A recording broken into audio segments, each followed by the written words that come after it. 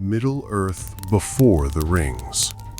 When the world was still young, before there were rings of power, before names like Sauron or Mordor carried fear, Middle-earth existed in a quieter, older form.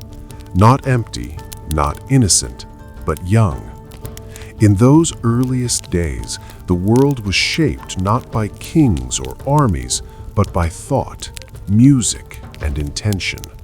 Creation itself began as a song. High above the lands that would one day be called Middle-earth, the Ainur sang into existence the vision of the world. They were not gods in the human sense, but timeless beings born from the mind of Ilúvatar, the One. Their music was not sound alone. It carried structure, purpose, and fate. Mountains were first imagined as harmony. Seas were first dreamed as rhythm. When the music ended, the world took form. This world was named Arda, and within it lay Middle-earth, still unshaped, still waiting. Some of the Ainur chose to descend into this world. These were the Valar, the great powers who would guide its growth. Each governed an aspect of existence, not as rulers demanding worship, but as caretakers bound to their nature. Ulmo moved through all waters and understood the hearts of rivers and seas. Aule delighted in craft, stone, and the slow patience of the earth. Yavanna watched over growing things, teaching life to take root. And above them all stood Manwe, Lord of the Winds, who heard echoes of Ilúvatar's will more clearly than any other. To understand Middle-earth before the rings, one must first understand this truth. The world was governed by harmony, not domination. Power existed, but it was diffused. No single will was meant to rule all others. The Valar shaped the lands carefully. They raised mountains to steady the earth and carved seas to bring balance. Light itself came not from the sun or moon yet, but from two radiant lamps, tall and shining, that bathed the world in a gentle glow. Under this light, the lands were wide and unbroken, and time passed slowly. But even in this age of harmony, discord was present. Among the Ainur was Melkor, the mightiest of them all. His desire was not creation, but control. Where others sought balance, he sought mastery. His influence did not shatter the world at once. Instead, it crept in quietly, twisting intention into possession. This is one of the great systems of Middle-earth that must be understood early. Evil does not create, it corrupts. Melkor could not make life of his own. He could only take what existed and bend it. This principle would echo through all ages, shaping the nature of darkness itself. When Melkor destroyed the great lamps, the world was scarred. Light was lost, and the Valar withdrew westward, seeking safety and renewal. There they raised a blessed land called Aman, far from Middle-earth's growing shadow. And so Middle-earth was left in twilight. It was during this uncertain time that the firstborn children of Ilúvatar awakened. The elves did not arrive in cities or kingdoms. They awoke beside starlit waters, under a sky untouched by sun or moon. They were immortal, bound to the life of the world itself. For them, death was not a release, but a wound. Their souls were tied to Arda. As long as the world endured, they would remain within its circles. This is another quiet law of Middle-earth. Elves experience time differently, not because they move faster, but because they endure longer. To an elf, centuries feel like seasons. Memory does not fade easily. Loss lingers. Some elves were summoned west by the Valar, invited to live in Aman beneath the light that still remained there. Many accepted, beginning a great journey that shaped elven culture forever. Those who reached the west would become wiser, deeper, and more bound to the ancient powers. Others stayed behind.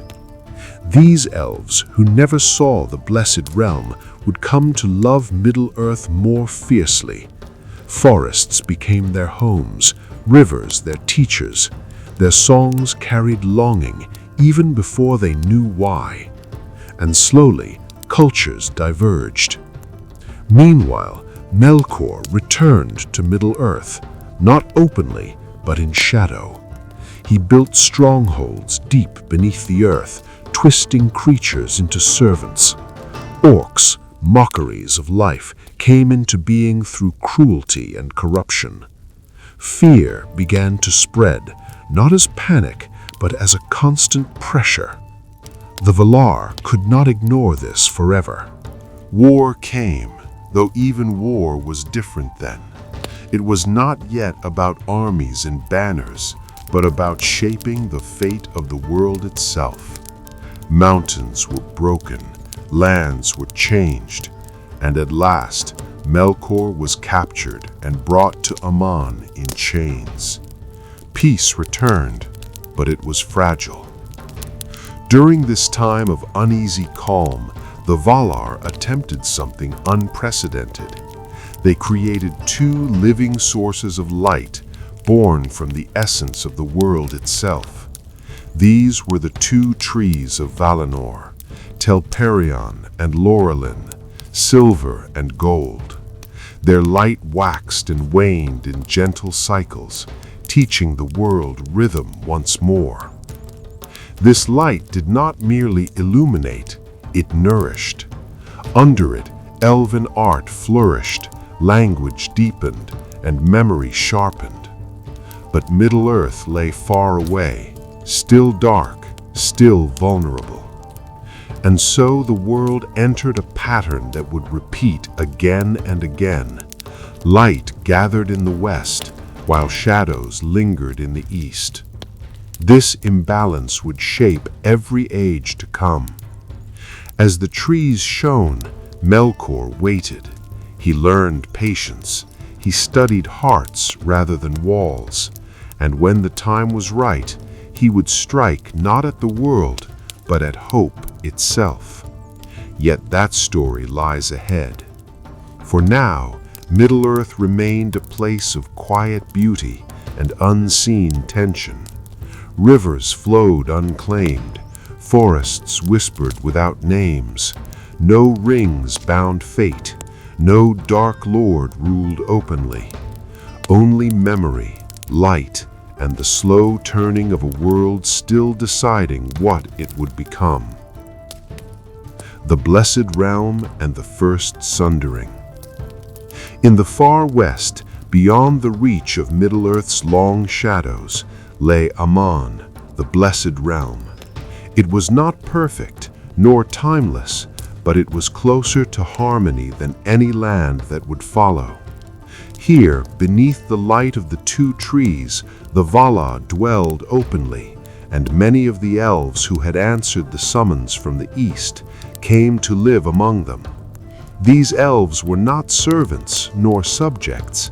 They were guests, learners, and witnesses to the deeper workings of the world. Life in Aman followed a rhythm unlike anything in Middle-earth. Time was still measured, yet it felt gentle. Days were not ruled by urgency. Knowledge was shared slowly, shaped by reflection rather than need. Craft was not driven by survival, but by curiosity and beauty. This reveals an important system of the world before the rings. Power grew through understanding, not conquest. Among the elves, none embodied this more than Feanor, son of Finwë, first High King of the Noldor. His mind burned brighter than the trees themselves. He learned quickly, crafted boldly, and questioned deeply. Where others were content to preserve what existed, Fëanor longed to improve it. Under the silver and gold light, he devised new forms of writing, refined craft beyond previous limits, and most fatefully sought to capture the light itself. From this desire were born the Silmarils. They were not mere jewels. Each Silmaril held within it the mingled light of the two trees, preserved without diminishment. The light inside them was alive, responsive, and pure. No mortal hand could touch them without harm, and no evil will could claim them without pain. This creation altered the balance of the world. For the first time, light was no longer bound solely to the Valar's keeping.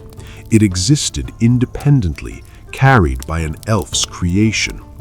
And this introduced a new, subtle rule into the world. Craft could rival divine influence if guided by enough will.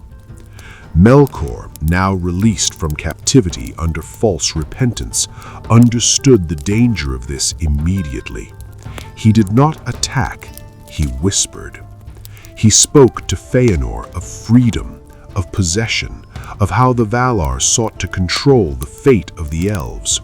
He twisted pride into suspicion and ambition into resentment. Slowly, trust eroded. This is how corruption worked in the early ages, not through fear at first, but through doubt. While the trees continued their gentle cycle of light, unrest grew among the Noldor. Words hardened, hearts closed, and when Melkor struck, it was not the elves who were ready. With the help of Ungoliant, a creature of endless hunger and darkness, Melkor destroyed the two trees. Their light was drained, leaving Amon dim and wounded. In the same night, he slew Finwë and stole the Silmarils, freeing eastward back to Middle-earth. Light was gone. Not dimmed, not hidden, but lost. The Valar mourned, but they did not pursue him immediately. They understood now that the world had entered a new phase. What was broken could not simply be restored.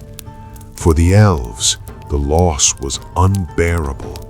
Fëanor, consumed by grief and fury, swore a terrible oath with his sons.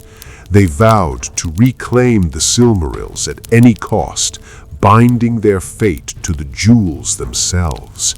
This oath would echo through centuries, driving wars, betrayals, and sorrow. Here we see the emergence of another deep law of Middle-earth. Oaths possess power because the world remembers intention. Words spoken with absolute resolve shape destiny. The world bends to them even when the outcome is ruin. Thus began the first sundering of the elves. Many of the Noldor chose exile, turning their backs on Amon to pursue Melkor into Middle-earth. Others stayed, unwilling to follow a path of bloodshed. Families divided. Songs grew heavy with farewell. When the Noldor returned to Middle-earth, they did not come as wanderers, but as princes and smiths, bearing memory of the lost light. Their presence transformed the land. Cities rose, alliances formed, and war, true war, took root. Middle-earth was no longer a quiet place waiting to be shaped. It had become a stage for destiny. And far in the north, Melkor fortified himself, naming himself Morgoth, the black foe of the world. From his dark stronghold, he prepared to answer the elves' defiance with cruelty that would scar the land itself. Yet even now, hope lingered. For the light of the trees was not entirely gone. It lived on in the Silmarils, in memory, and in the hearts of those who remembered a gentler world. That memory would become both a weapon and a wound. The First Age and the Shape of Power. When the Noldor returned to Middle-earth, they did not find an empty land waiting for rule. They found a world already breathing, already wounded, already wary. Forests older than memory stretched beneath cold stars. Rivers followed paths carved long before elves had names for them.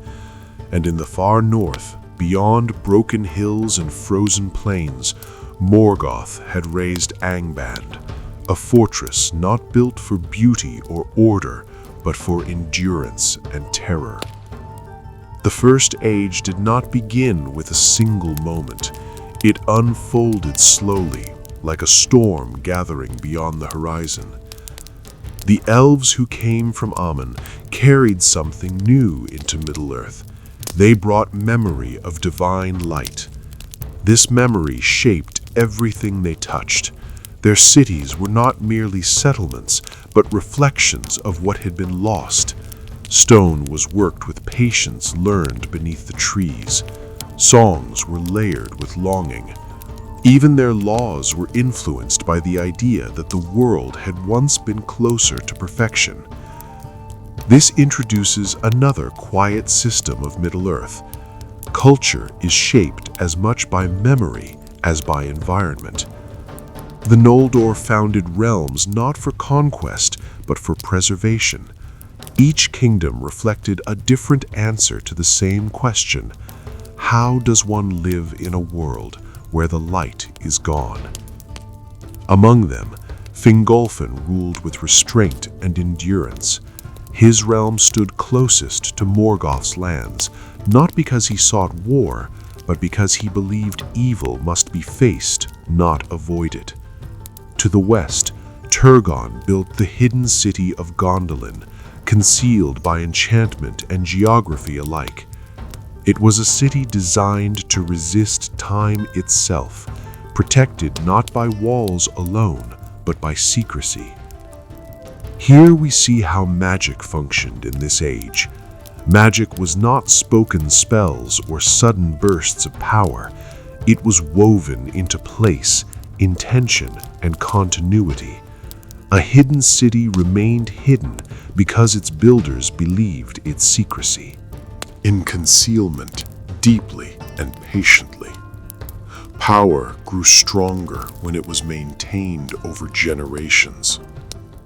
Morgoth, meanwhile, ruled differently. He poured his strength into domination. He twisted beasts into monsters and bent the earth to his will. Dragons were not born naturally. They were bred, shaped through cruelty and corrupted fire. Balrogs, once Maiar like Lesser Valar, were bound to him through fear and shared hatred. This reveals a fundamental divide in the world's structure. Good power diffuses and teaches. Evil power concentrates and consumes. Morgoth's strength made his servants weaker in spirit, but more obedient. Every act of control cost him something of himself, yet he did not care. He sought not harmony, but ownership. The long war between Morgoth and the elves was not constant battle. It was marked by long years of watchfulness, sudden devastation, and uneasy peace. During these years, other peoples awakened. Men came into the world quietly, under Morgoth's shadow. Unlike elves, they were mortal. Their spirits were not bound to the fate of Arda. When they died, they left the world entirely, a mystery even to the Valar. This difference shaped everything. Men felt time as urgency. Their choices carried weight because they could not be undone across centuries. Some were drawn to the elves, learning wisdom and craft. Others fell under Morgoth's influence, tempted by lies of power and false promises of immortality. Mortality itself became a system within the world. Death was not a punishment, but a different path. Those men who allied with the elves were later called the Edain. Their loyalty was not born from fear, but admiration. They saw in the elves something enduring, and in their short lives a reason to act bravely. Yet tragedy followed them closely. The Silmarils, still held by Morgoth, continued to shape fate. Each time one was glimpsed, hope flared and disaster followed. The oath sworn by Feanor's sons drove them into conflict not only with Morgoth, but with other elves. Trust fractured, kin turned against kin. This was not because the world was cruel, but because intentions, once bound by oath, overrode wisdom. Battles scarred the land, rivers changed course, mountains were broken, and slowly, almost unnoticed, Middle-earth itself began to change.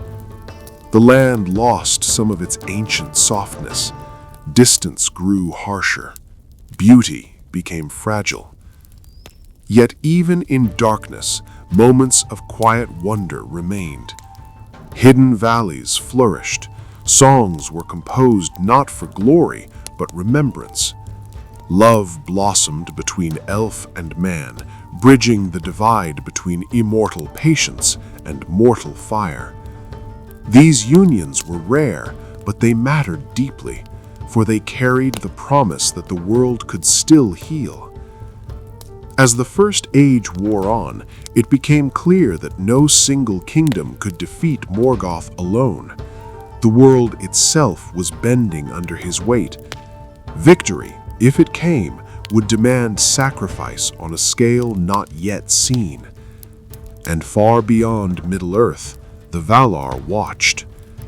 They had withdrawn once to avoid destruction. Now they faced a terrible question. Was the world worth breaking again to save it? The answer would not come swiftly. The war that broke the world. As the First Age neared its long twilight, Middle-earth had grown weary. Not exhausted, but strained, as though the land itself had been stretched too far and held there too long.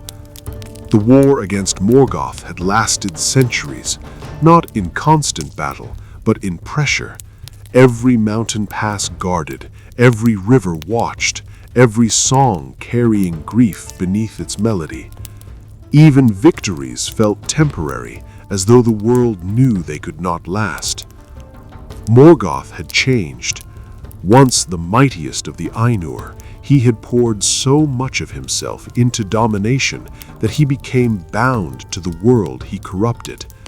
His power was vast, but no longer subtle. He ruled through fear, fortresses, and force. His presence weighed on the land like a storm that never moved on. This reveals another deep system of Middle-earth. Absolute control anchors evil in place. The more Morgoth claimed the world as his own, the less free he became. He could no longer leave his dark throne in Angband without risking weakness. His strength had become fixed, heavy, and slow. For the free peoples, this offered both danger and hope. Elven realms fell one by one. Hidden strongholds were revealed. Gondolin, long protected by secrecy and enchantment, was betrayed from within and destroyed in fire. Its fall marked a turning point, not because it ended resistance, but because it proved that no place in Middle-earth was beyond loss. Yet even from ruin, light endured. A Silmaril was reclaimed, not through conquest, but through courage and sacrifice. It passed briefly through mortal hands, burning yet pure, a reminder that Morgoth's grip was not absolute. Still, victory could not be achieved by Middle-earth alone. At last, the Valar acted. From the west came a force unseen since the shaping of the world, not a glorious host of light, but a measured, terrible power. The War of Wrath was not fought to conquer Morgoth's lands, but to remove him from the world entirely. This war did not resemble those that came after. It was not fought for territory or crowns. It was a correction, a painful rebalancing. Mountains were shattered, seas rose where plains had been. Beleriand, the heart of elven civilization in the First Age, was broken and swallowed by the waves. What had once been the center of Middle-earth became memory and legend. Here lies one of the most important truths for understanding what came later. Middle-earth is a remnant. It is not the world as it was meant to be, but what remained after survival. Morgoth was defeated at last, cast into the void beyond the world's walls. His reign ended not with triumph, but with absence. Yet the damage he inflicted could not be undone. The world was permanently changed. Power retreated. Wonder faded. The Silmarils, too, were lost. One to the sky, one to the depths of the sea, one to the earth itself. Light was scattered, unreachable, preserved only in echoes. With the First Age ended, a quieter age began. The Valar withdrew further from Middle-earth. The elves, weary of loss, began to turn westward once more. Their realms diminished, not through defeat, but through fading. They had given too much of themselves to a world that could not hold them forever. Men inherited Middle-earth. This transition marks a subtle but crucial shift in how the world worked. History moved from preservation to change. Elves sought to keep things as they were. Men reshaped what they inherited. Cities rose faster, kingdoms expanded, memory shortened. Hope became something pursued rather than remembered. In the far future, this difference would matter greatly. For though Morgoth was gone, his influence lingered, not as a ruler, but as a pattern. His former lieutenant Sauron remained. Unlike his master, Sauron had learned patience. He did not seek to break the world openly. He sought to organize it, to order it, to bind it. This is where the quiet prelude to the Rings truly begins. The Second Age would be shaped not by overwhelming force, but by systems, alliances, craft, promises made carefully, and power hidden in plain sight. But that age too lies ahead. For now, Middle-earth stood in the long calm after catastrophe. The world was smaller, the light dimmer, the stories fewer. Yet memory endured, and in memory, the seeds of the future were already growing. The Second Age and the rise of men. When the First Age ended, it did not close like a finished book. It faded, slowly, like embers cooling after a great fire. Middle-earth, after the War of Wrath, was quieter, but not healed. Vast lands were gone beneath the sea. Ancient roads ended abruptly at broken shores. Many elves remained, yet their presence felt thinner, as if the world no longer held them as firmly as before. This was not decay, it was transition. The Second Age began without a clear signal, no coronation, no single battle, no moment when the world declared itself changed. Instead, power shifted gently, almost unnoticed, from the immortal to the mortal. The Valar, having intervened at terrible cost, chose distance. They would guide no longer through force. Middle-earth would now be shaped mostly by those who lived and died within it. This decision altered the structure of the world itself. From this point onward, history would be driven by choice rather than correction. To men who had remained faithful during the First Age, a great gift was given. From the sea rose the island kingdom of Numenor, set between Aman and Middle-earth. It was not part of the Blessed Realm, yet closer to it than any land of mortals had ever been. Numenor was designed as a bridge. Its people were granted long life, wisdom, and strength beyond other men. They were taught lore by the elves and guided from afar by the Valar. Their ships were unmatched, their cities shone with white stone and careful design. The sea became both their path and their calling. Yet even here, a deep law of the world remained unchanged. Gifts always carry limits. The Númenóreans were long-lived, but still mortal. Death came later, not never. And though they could sail far, they were forbidden to sail west to Aman. The Blessed Realm was not meant for those bound to the world only briefly. At first, this limit was accepted, but time works differently on mortals. Generations passed, memory shortened, gratitude slowly turned into comparison. Comparison became resentment. Why, some began to ask, should the elves sail west while men were denied? Why should immortality remain forever beyond reach? Meanwhile, Middle-earth itself was changing. Many elves departed, drawn west by weariness rather than defeat. Those who stayed became more hidden. Forests grew quieter. Ancient magic withdrew from open places into deep valleys and guarded realms. Into this thinning world stepped Sauron. Unlike Morgoth, Sauron did not announce himself with fire and ruin. He appeared as a helper, a teacher, a bringer of order. He understood systems better than strength.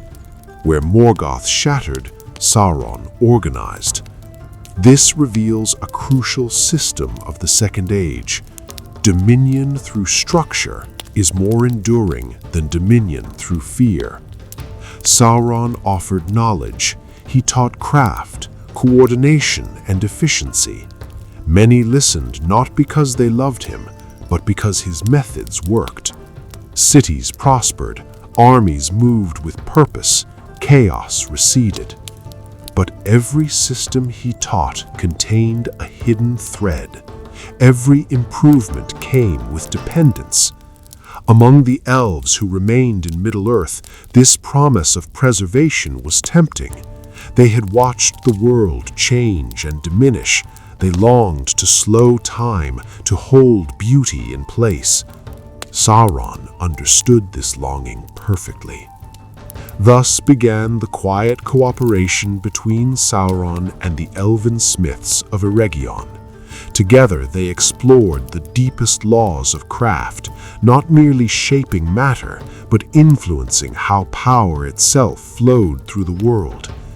This is where the idea behind the rings of power was first formed, though no ring yet existed. The goal was not domination, it was continuance. To preserve realms against fading, to hold memory against loss, to give permanence to what was never meant to last unchanged. This intention matters deeply, because the tragedy of the rings does not begin with evil desire. It begins with fear of loss.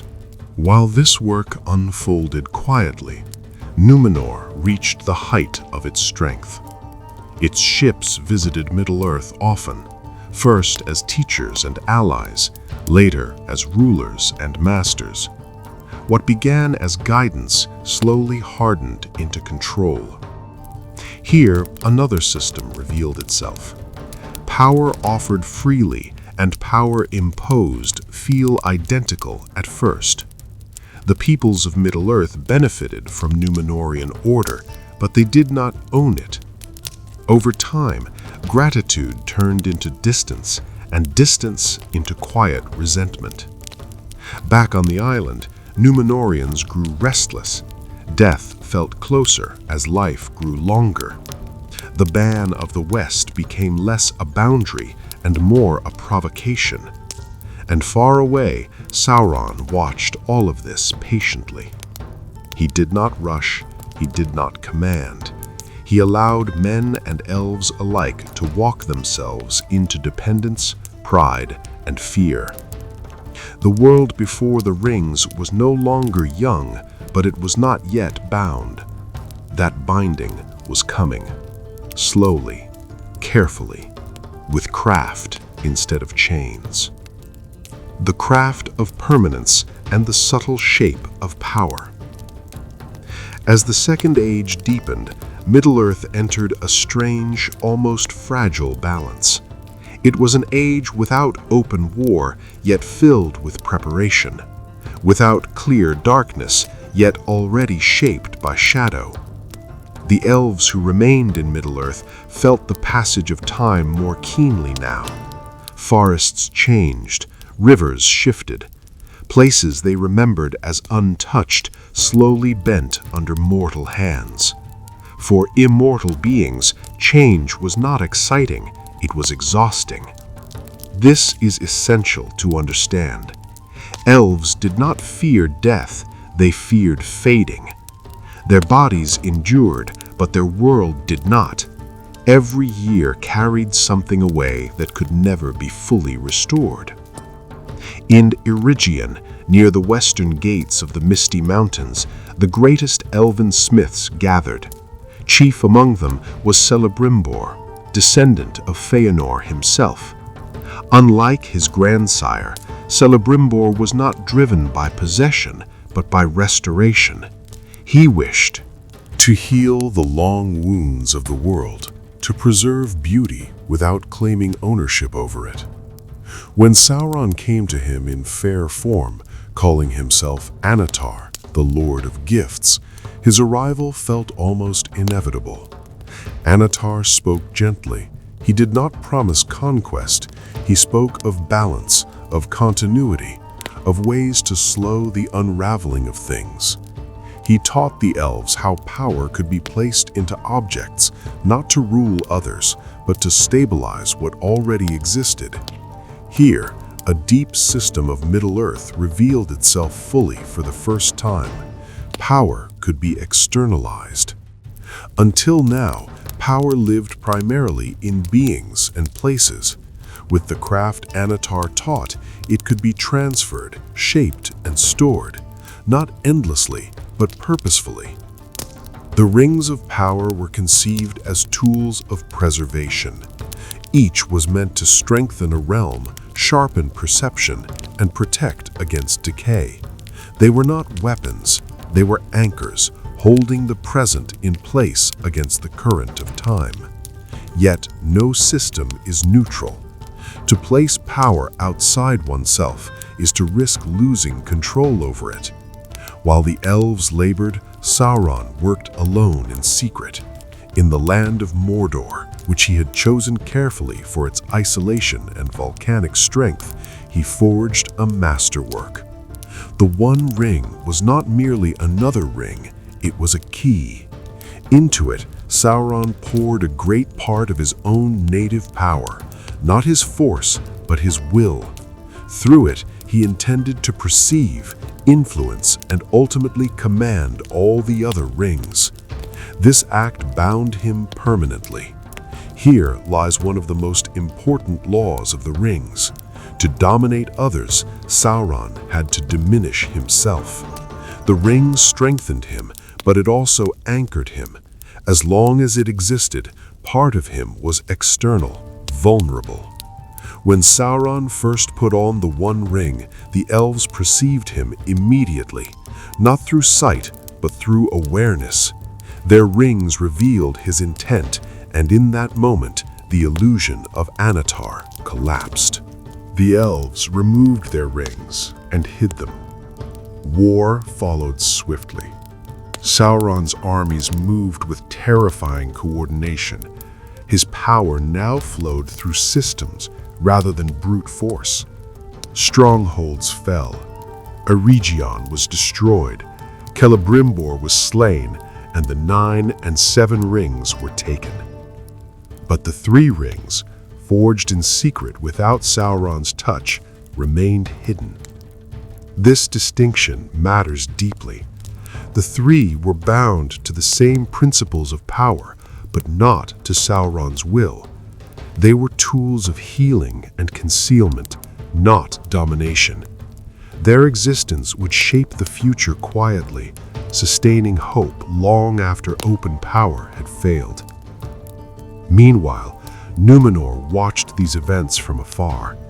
Once teachers, now rulers, the Númenóreans had grown proud. Their ships no longer came as gifts, but as demonstrations of strength. Their fear of death had deepened into obsession. When Sauron, defeated militarily by Númenor's might, allowed himself to be taken prisoner, it seemed a victory. It was not. In Númenor, Sauron did not rule by force. He spoke. He advised. He reframed mortality as theft, the ban of the West as cruelty, and the Valar as jealous jailers. Once again, corruption arrived not as terror, but as explanation. This reveals the most dangerous system Sauron ever mastered. Changing belief changes reality slowly, but more completely than violence. Temples rose. Old reverence faded. The sea, once loved, became a barrier. The island turned inward, consumed by the desire to escape its fate. And when Númenor finally acted on that desire, sailing west in defiance of the world's order, the result was not war. It was removal. The island was broken and swallowed by the sea. Its pride, its glory, its long story ended in a single moment. The world itself was changed. Aman was removed from mortal reach forever. The shape of the earth was bent. Only a few survived. Those who fled before the end carried with them fragments of Númenor's wisdom and restraint. In Middle-earth, they would found new realms shaped by memory of what had been lost. And Sauron, though stripped of fair form, endured. The rings remained. The world was bound. The age of subtlety was over. But the story of the rings had not yet reached its climax. The heirs of the sea and the narrowing of the world. After the fall of Númenor, the world felt quieter, but not calmer. It was the silence that follows a great wave when the shore remains, yet everything upon it has been rearranged. The survivors came ashore in Middle-earth bearing more than stone and steel. They carried memory, not nostalgia, but warning. They had seen greatness wrought from within. They understood better than any who lived that strength without restraint always turns inward. These survivors were called the Faithful, and among them were Elendil and his sons, Isildur and Anarion. They did not seek to rebuild Numenor as it was. That world was gone, and rightly so. Instead, they founded new realms shaped by humility rather than ambition. In the north rose Arnor, wide and quiet, guarding ancient roads and forgotten places. In the south stood Gondor, stronger and more vigilant, watching the lands where shadows still stirred. This marked a new political system in Middle-earth, power divided to prevent domination. The realms in exile were not centered on a single throne ruling all. Authority was shared, traditions were preserved, and kingship was tied to duty rather than entitlement. This structure was not perfect, but it resisted corruption longer than Numenor ever had. Meanwhile, the elves withdrew further still. Those who bore the three rings used them carefully now, not to halt time entirely, but to soften it. Rivendell became a refuge where memory lingered gently. Lorien turned inward, preserving beauty through isolation rather than expansion. This reveals another deep truth of the ring's influence. They did not freeze the world, they sheltered fragments of it. Outside these havens, Middle-earth grew harsher. Forests thinned, roads fell into disrepair, knowledge became localized. Where once the world had been shaped by shared memory, it was now shaped by survival. Sauron returned openly at last. No longer hiding behind fair words, he rose again in Mordor, rebuilding his strength patiently. His form was terrible, but his methods were refined. He did not need to rule everywhere directly. He needed only to centralize fear. His servants were bound not by loyalty, but by dependency. Orcs multiplied, fortresses spread like anchors across the land, trade routes bent away from freedom toward safety. This was domination by inevitability. The rings he had recovered did their work. The seven strengthened dwarven halls, but also deepened greed and isolation. The nine, given to mortal kings and sorcerers, granted long life at the cost of substance. Over time, these men faded, becoming the Nazgul, bound entirely to Sauron's will. Here we see the final terrible evolution of the ring's system. Power without an end erases identity. The ringwraiths did not die, they did not live, they endured, hollowed by purpose until nothing remained but obedience. In response, elves and men formed a final alliance, not out of hope for victory, but out of refusal to surrender the world entirely. Armies gathered, banners rose, songs were sung, not to inspire courage, but to remember what courage once meant. The last alliance marched east. Their war against Sauron was not swift. It was grinding, costly, and sorrowful. Victory came only at the edge of defeat, when Sauron himself entered the field. In that moment, fate narrowed to a single choice. Isildur took the ring. He did not understand it fully. Few ever did. He knew only that it was dangerous, powerful, and tied to unimaginable loss. He claimed it not out of ambition, but as recompense for suffering. This choice matters deeply, because Middle-earth does not judge intentions alone, it judges consequences. When Isildur failed to destroy the ring, the Third Age was set in motion, not as a sudden fall, but as a long decline. The ring was lost, not ended. Sauron's spirit endured. Hope remained, but fragile. This is where the familiar stories begin. Yet what came after only makes sense when one remembers what came before. A world once guided by song, a light once shared freely, power once diffused rather than hoarded. Middle-earth before the rings was not better because it was stronger, it was better because it was balanced.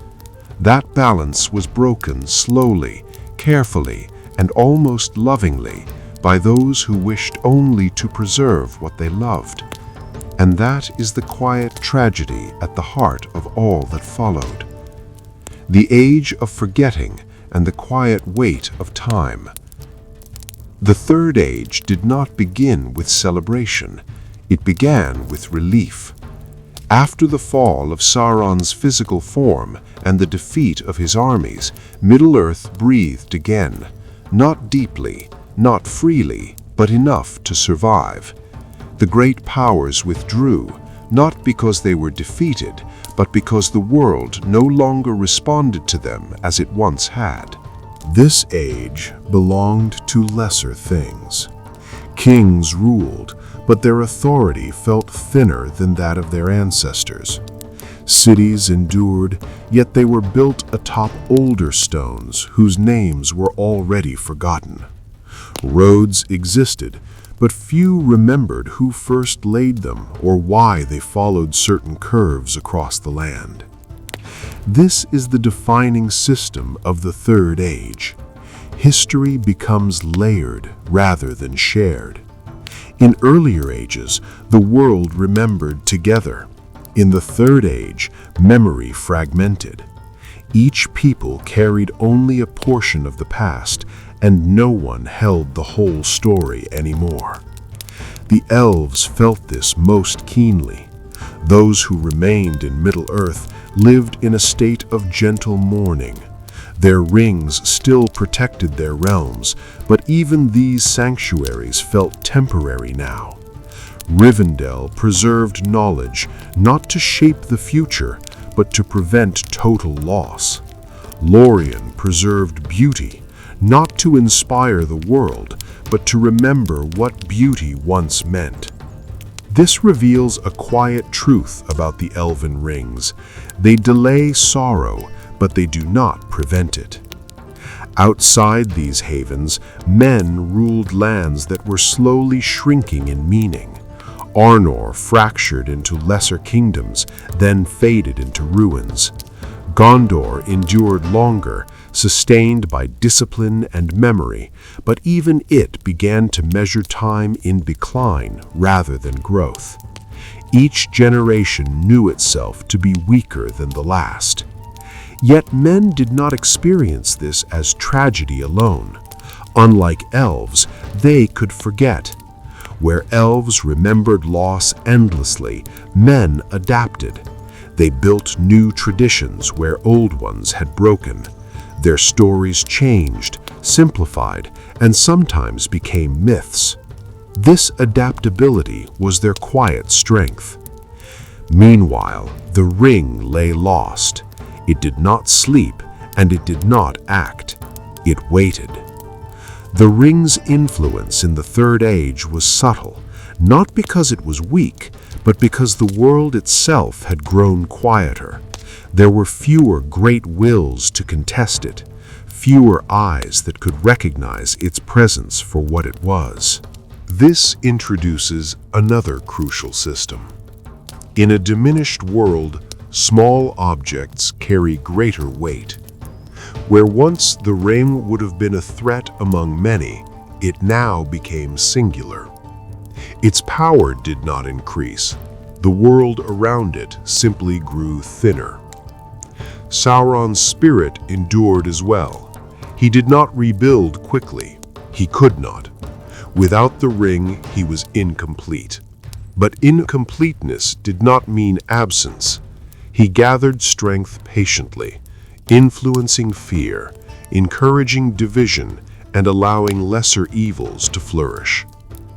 In this age, evil no longer announced itself. It normalized. Borders hardened, suspicion replaced trust. Old alliances were remembered imperfectly. The idea of a shared fate faded. People defended what they had, not what they might build together. Yet it was precisely in this narrowing world that something unexpected occurred. Small lives began to matter. Not kings, not lords, not bearers of ancient light. Ordinary beings, untouched by grand ambition, became strangely resilient. Their lives were short, their desires modest, their roots deep in daily rhythm rather than destiny. This was not accidental. The long ages of power had exhausted the world. What remained was not grandeur, but endurance, and endurance favored those who did not seek dominion. Thus, the stage was quietly set, not for another age of gods or heroes, but for choices made by those who never expected to shape history at all. The third age would not be decided by overwhelming force. It would be decided by restraint, by the willingness to let go rather than to preserve at all costs, by the courage to destroy power rather than wield it. Middle-earth before the rings had been shaped by memory, light, and ambition. Middle-earth after them would be shaped by humility, loss, and fragile hope. And between these two worlds stood a single object, waiting for the moment when the smallest hands would carry the heaviest burden. Echoes beneath the hills and the survival of meaning. By the later years of the Third Age, Middle-earth no longer felt ancient to most who lived within it. It felt ordinary. Fields were tilled without knowledge of who first named the soil. Rivers were crossed without remembering the songs once sung to them. Even ruins became part of the landscape, accepted rather than questioned. This was not ignorance, it was distance. Time had stretched the world thin, and with that thinning came a subtle mercy. The weight of the past no longer pressed on every moment. Life could be lived without constant awareness of what had been lost. Yet the past never vanished completely. It settled into the land. Old roads still guided travelers, even when their builders were forgotten. Hills concealed foundations of watchtowers whose purpose no longer mattered, yet whose presence still shaped movement and safety. Forests grew where battlefields once lay, but their silence carried depth. This reveals a quiet system often overlooked. Middle-earth remembers through geography. Even when stories fade, the land holds pattern. Paths exist where they exist because something once needed them there. Places feel safe or dangerous not by chance, but by accumulated history. Among all peoples of Middle-earth, none lived closer to this unnoticed continuity than the hobbits. They did not arrive as conquerors or explorers. They settled slowly, following rivers and fertile ground, choosing comfort over legacy. Their communities valued repetition, routine, and shared memory, passed gently rather than recorded grandly. This was not weakness, it was alignment. Hobbit culture functioned on a different system of value, stability over significance. They did not seek to preserve the world as it was, nor reshape it as it might be. They sought only to live well within it. Their lives were small, but dense, meaning accumulated through habit rather than ambition. This made them unusually resistant to certain kinds of power. While great beings felt the pull of the ring as a promise or a challenge, hobbits felt it mostly as inconvenience. The ring offered them nothing they desired deeply. It could not improve gardens. It could not strengthen friendships. It could not make time slower in a way they valued. Thus, in a world shaped by the failure of great intentions, humility became a form of protection. Elsewhere, the remnants of older ages persisted quietly. The Istari, the wizards, walked Middle-earth not as rulers, but as guides. They did not arrive in glory. They aged, tired, and erred. Their task was not to oppose Sauron directly, but to encourage resistance without replacing it. This design reveals one final governing principle of the later world. Victory must belong to those who live with its consequences. No Valar would descend. No ancient light would return. If Middle-earth were to be saved, it would be saved by its own inhabitants, with all their limits intact. Even the elves accepted this at last. They preserved what they could, knowing it would end. They taught without expectation of continuation. Their departure from Middle-earth was not defeat, but release. They had held the world together as long as they were meant to. And slowly, almost imperceptibly, the center of meaning shifted. No longer toward the west, no longer toward the past, but toward the present moment. This is why Middle-earth before the rings matters so deeply. Because the ancient ages teach that power, even when well-intended, seeks permanence, and permanence resists life. The later world teaches something quieter and harder to accept, that meaning does not require endurance, it requires care. The long arc from the music of the Ainur to the small fires lit in quiet homes is not a decline, it is a narrowing of focus. The world learned, painfully, that greatness cannot be carried forever.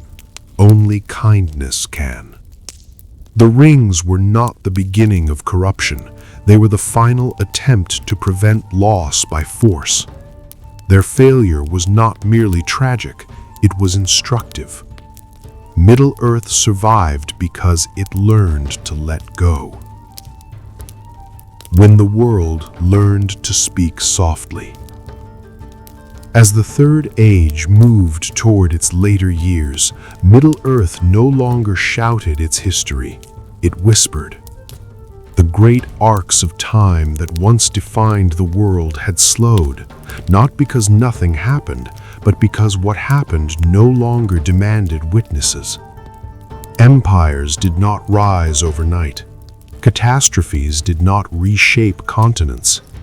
Instead, change arrived through small adjustments, quiet endurance, and choices made without certainty of being remembered. This was the final transformation of the world, before the familiar tale truly began. In the ancient ages, meaning had been carried by origins. Who shaped the world? Who first awakened? Who held the light? In the later ages, meaning shifted toward continuation.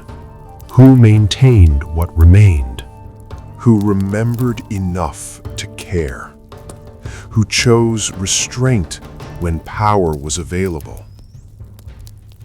This change was not accidental. It was the consequence of everything that had come before. The Valar had once shaped the world directly, and the world had broken.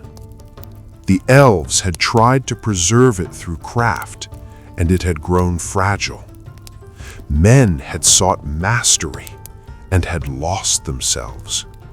Each attempt to secure permanence exacted a cost the world could not indefinitely afford. So Middle-earth adapted. It became a place where power dispersed naturally, where no single will could easily gather all threads again.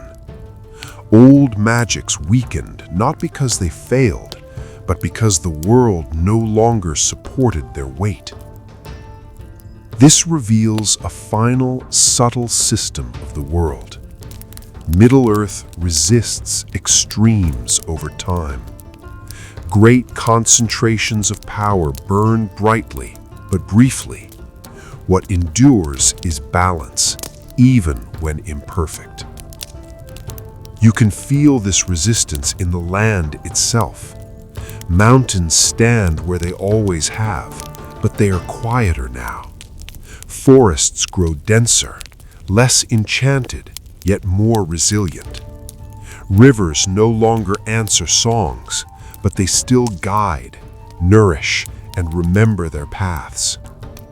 The world has learned how to carry scars without reopening them. Even Sauron's presence reflects this shift. In the later Third Age, his strength is real, but constrained. He cannot simply take the ring's power by force, nor dominate openly without resistance. The world no longer bends easily. It pushes back through complexity, through distance, through the stubborn independence of many small lives. This is not a heroic age. It is a human one. The guardians of memory still exist, but they work differently now. Lore is preserved in fragments. Songs are incomplete. Languages fade unevenly. No one holds the full story anymore, and that too is protection. Because a single complete narrative can be controlled, fragments cannot.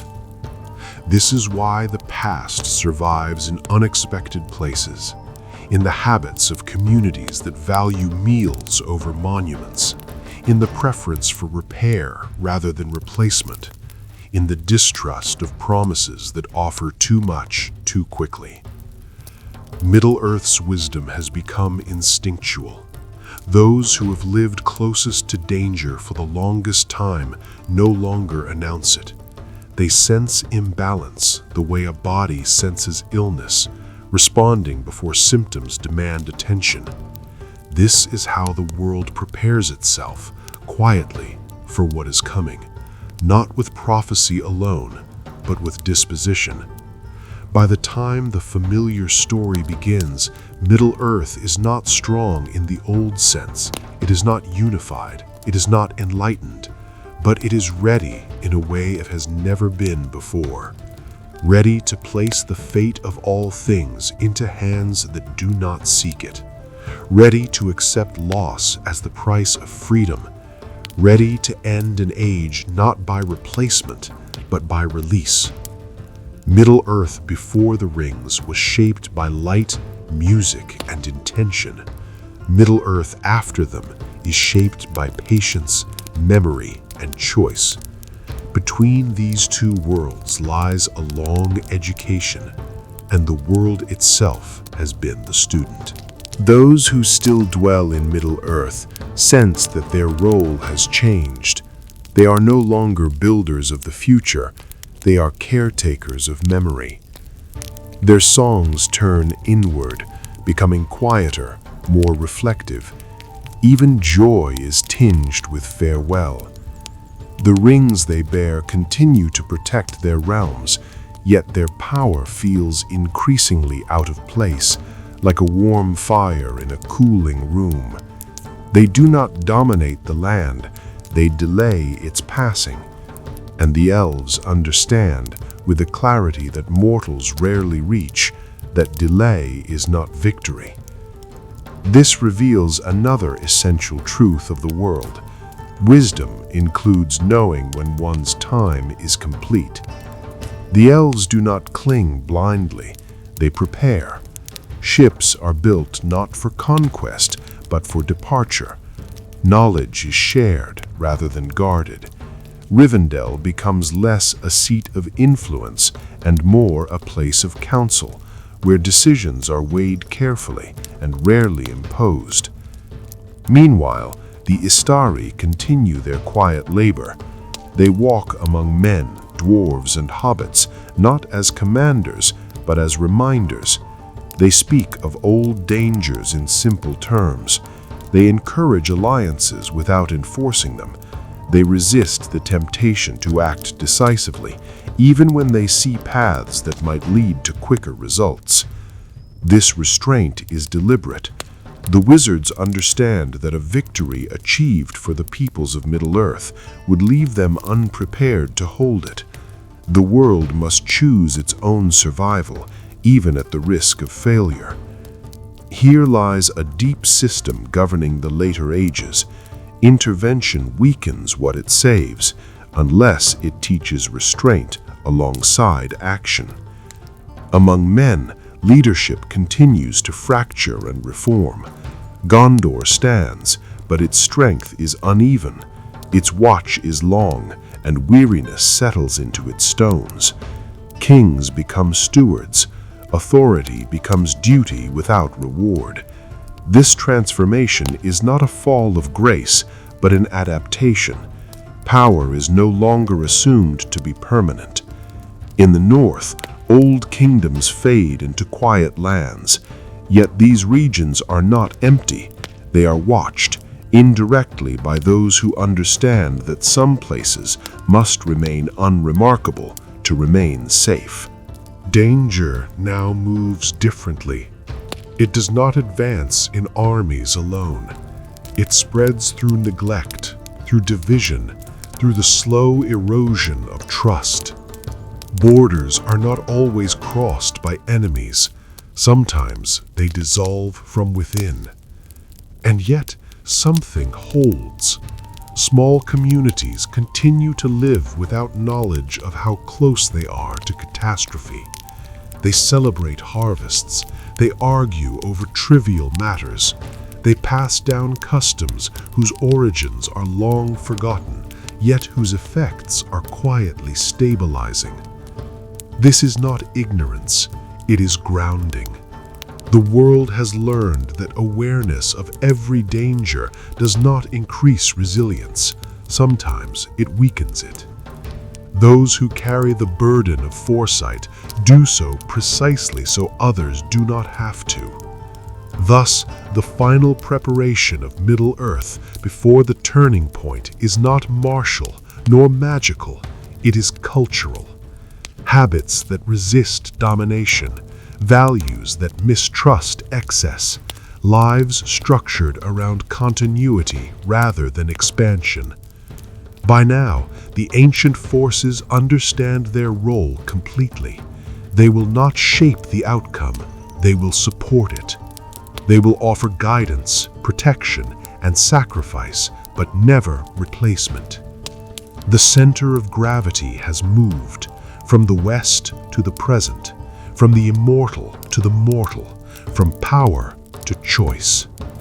Middle-earth stands on the edge of its most important test, not because it is threatened by darkness, but because it must prove that it can survive without the guardians who once shaped it. The age of protection is ending. The age of responsibility is beginning. The calm before movement. In the last quiet stretch before the familiar journey begins, Middle-earth does not feel poised for destiny. It feels settled. Days follow one another without interruption. Seasons turn as they always have. People wake, work, and rest with no sense that history is drawing breath. If danger exists, it exists at the edges of awareness, carried in rumors that sound too distant to matter. This is not denial. It is the natural state of a world that has learned how to endure. For most who live in Middle-earth now, the ancient ages are no longer lessons, they are atmosphere. The past shapes expectations without demanding attention. Old watchtowers remain standing, not because anyone remembers their purpose, but because no one has bothered to remove them. Roads curve where they do, because it feels right to follow them. This reveals a final, quiet system of the world before movement begins. Tradition survives best when it feels ordinary. The world is no longer defended by vigilance alone. It is defended by habit.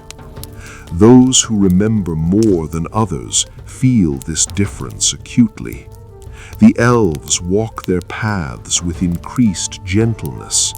They speak less of what was lost and more of what still exists. They know their time is near its end here, and that knowledge does not sadden them as it once did. It steadies them. Their concern is not for themselves. It is for whether the world can continue without their memory anchoring it. The wizards sense this too.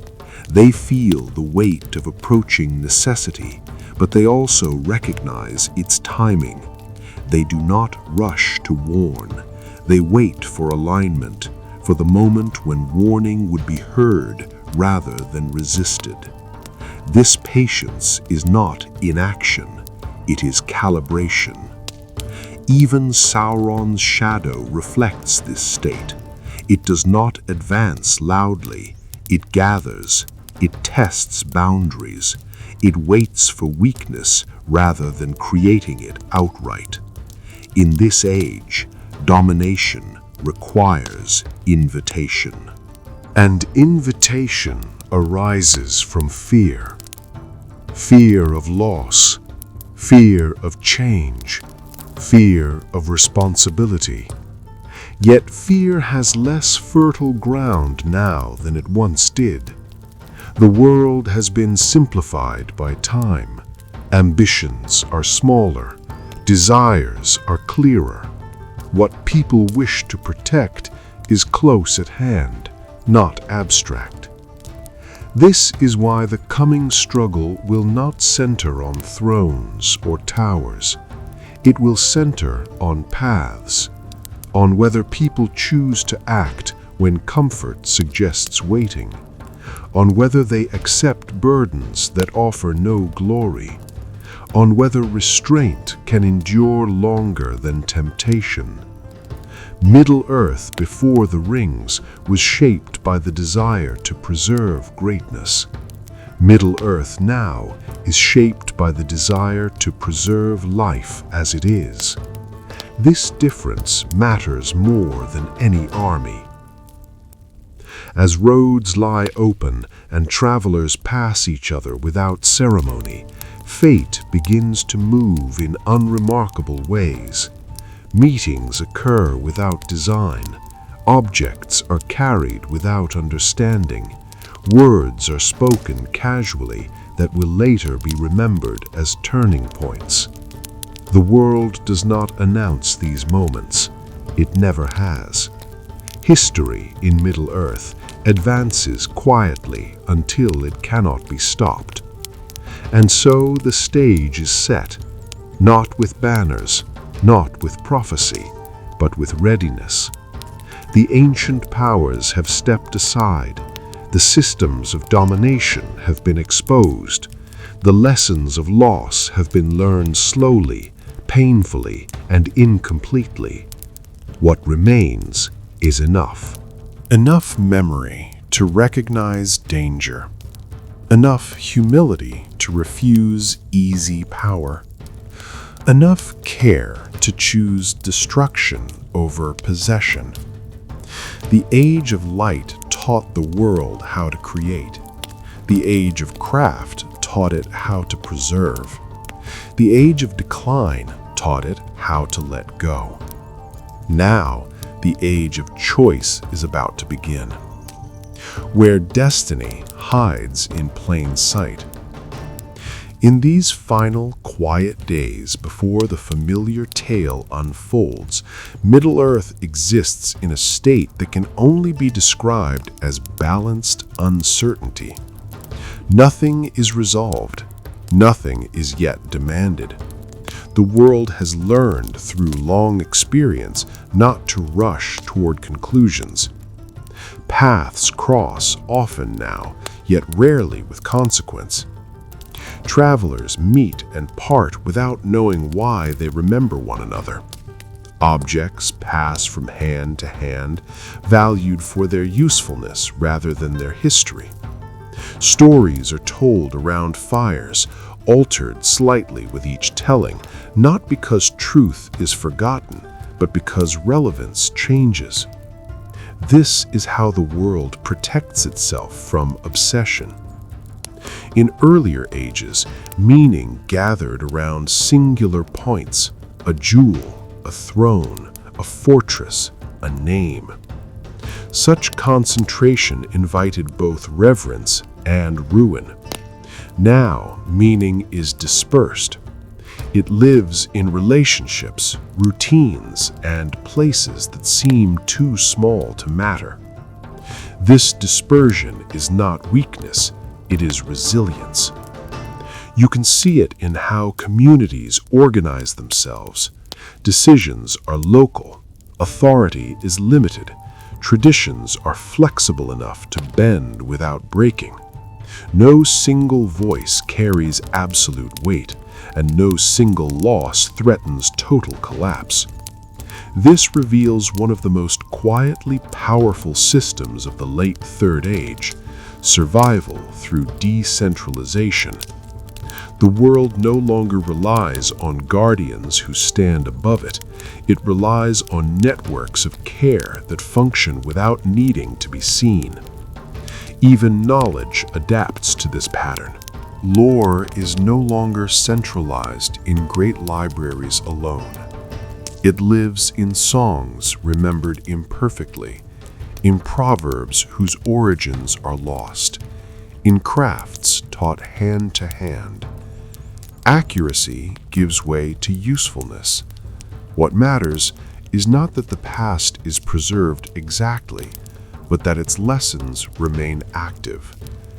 This is why wisdom now appears modest.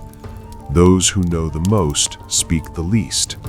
They understand that knowledge offered too forcefully becomes resistance rather than guidance.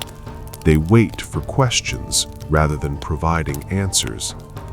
The elves exemplify this restraint.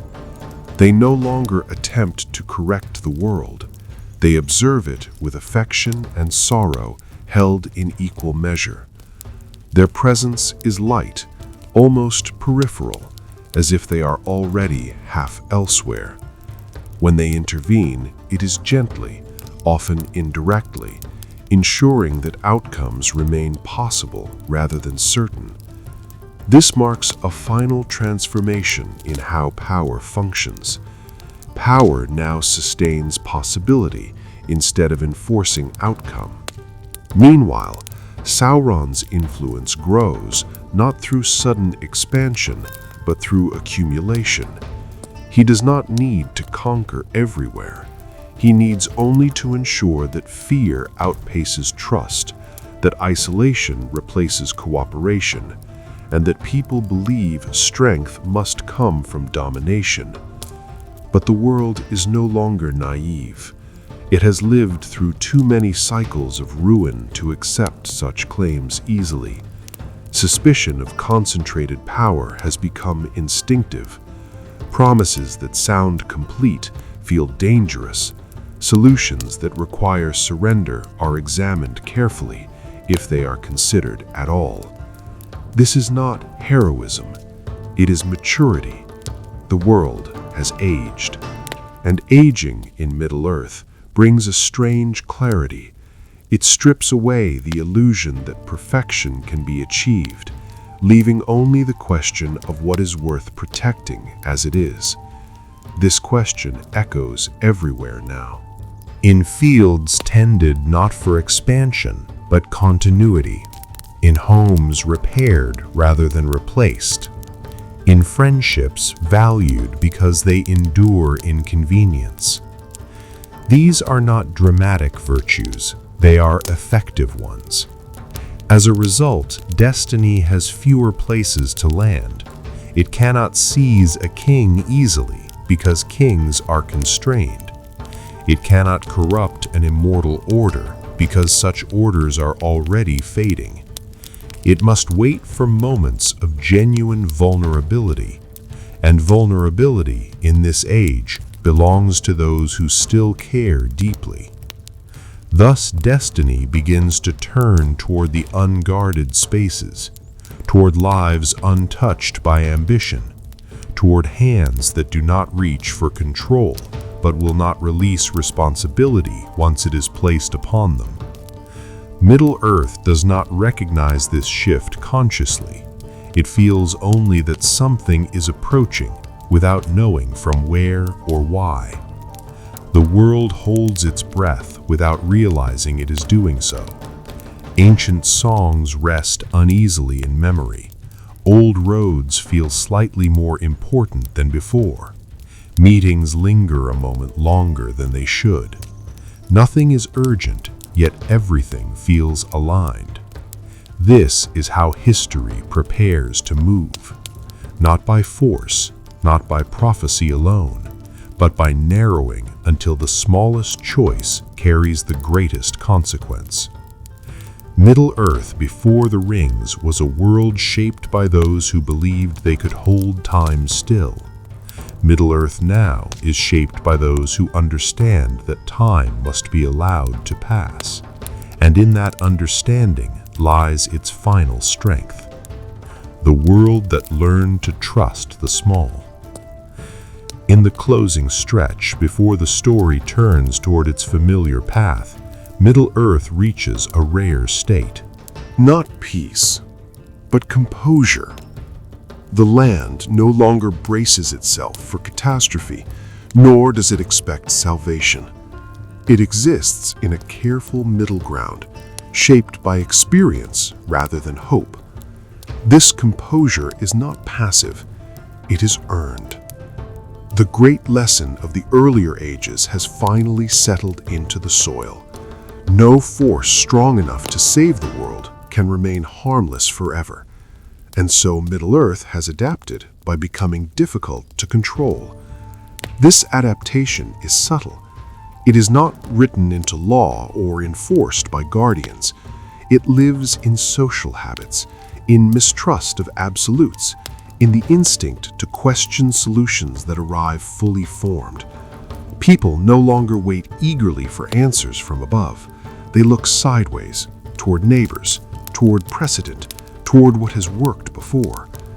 This is how the world resists domination now, not through strength, but through friction. Large ambitions struggle to take hold because daily life is dense with obligation.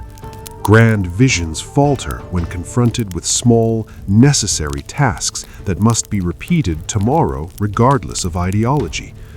The world is no longer smooth enough for a single will to glide across it unchecked.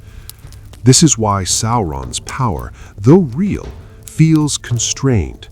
He commands fear, but fear now competes with familiarity. He promises order, but order must displace routines that already function well enough. His influence spreads where uncertainty is greatest, but uncertainty has fewer open spaces than it once did. This reveals a final protective system of the late Third Age. Stability generated from below is harder to uproot than authority imposed from above. Even memory participates in this defense. People no longer remember the ancient ages clearly, and that too is protective. The great tragedies are blurred, softened into legend. Their emotional force remains, but their details are inaccessible. This prevents the past from being weaponized fully. No one can claim exact precedent for domination without contradiction. The world remembers that something went wrong without remembering precisely how to repeat it. Those who do remember more deeply carry their knowledge carefully. They have learned that warning too early creates dismissal, and warning too late creates panic. So they wait, they observe, they prepare quietly, placing safeguards rather than issuing commands. This patience is not born of confidence, it is born of humility. The elves embody this humility now more than ever. Their role has become custodial rather than central. They preserve what must not vanish entirely, yet they no longer attempt to guide the whole. Their influence flows through hospitality, counsel, and example, not decree. They understand that a world kept alive by intervention never learns how to live, and so they allow Middle-earth to walk its own uncertain path, even knowing the cost. The same understanding guides the few ancient powers who still move within the world's limits. They accept misunderstanding. They accept failure. They accept that their restraint may appear as weakness to those who do not grasp the long arc of consequence. This acceptance is not resignation, it is responsibility. Meanwhile, the ordinary world continues. Children grow without knowing the fragility of the peace they inherit. Fields are planted with no awareness of how often such routines have been erased and rebuilt across ages. Songs are sung that no longer name their sources, yet still carry comfort.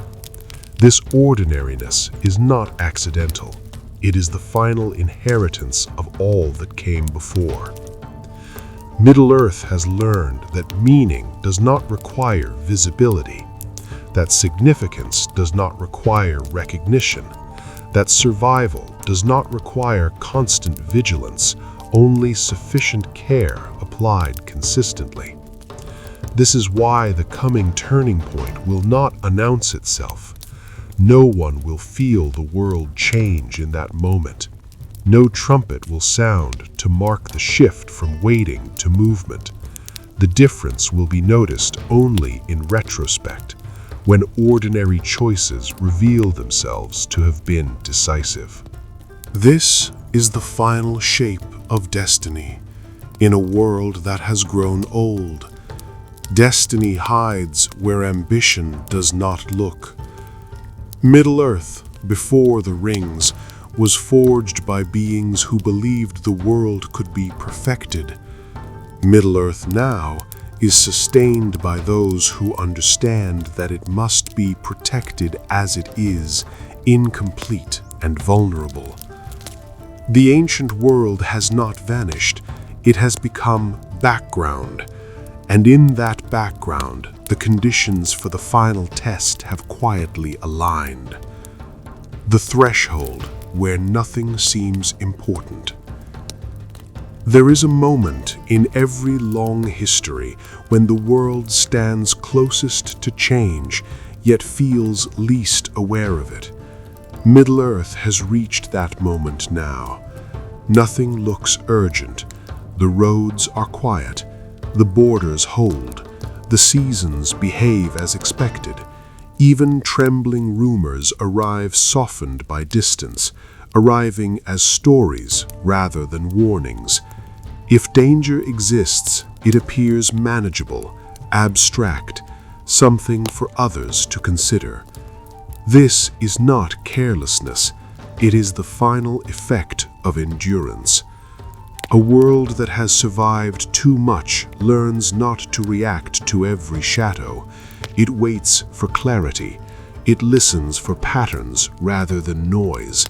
And in doing so, it becomes strangely calm at the edge of upheaval. This calm is the threshold. In earlier ages, thresholds were marked by signs, falling stars, prophecies spoken aloud, powers moving openly. But Middle-earth has learned that such signs invite fixation. They draw attention towards spectacle instead of choice.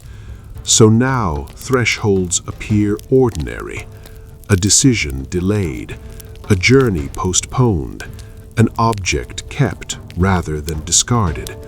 Small deviations from routine begin to accumulate, invisible individually, meaningful together. This reveals another quiet structure of the late world. Change enters through hesitation before it enters through action.